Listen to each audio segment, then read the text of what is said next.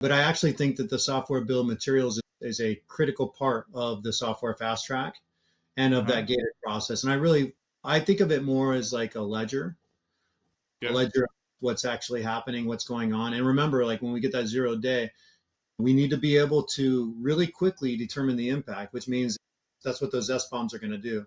On the other side of it, those software bills of material are critical for compliance. They're going to need to be rolled into EMAS packages on the DoD side, as well as the artifacts from the build process. And that's actually how we end up putting our arms around that applications section of Zero Trust.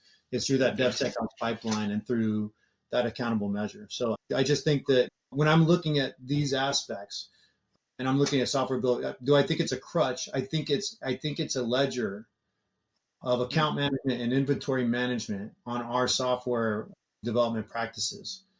And I also think it's really healthy because I think that there's a lot of lazy development that happens once they create an actual application where they don't actually update the software dependencies and libraries. Yep.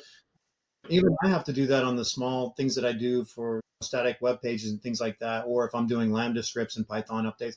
It's just a common thing, and it's not easy all the time. But generative AI is definitely making it easier. So it's as we start to move forward, we need to very carefully analyze some of these tools that can help us and make sure that we're not making any missteps with those tools, and really start to understand how we can move fast.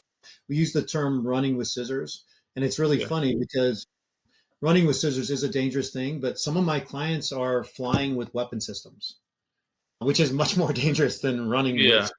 So I really put that into perspective. These people, these warriors that are supporting us and defending us are so important to me. And part of that is also because I was a Marine and I know that they make a difference. It's interesting because I interact with a lot of my colleagues that didn't serve, and they have a lot of respect for those that serve.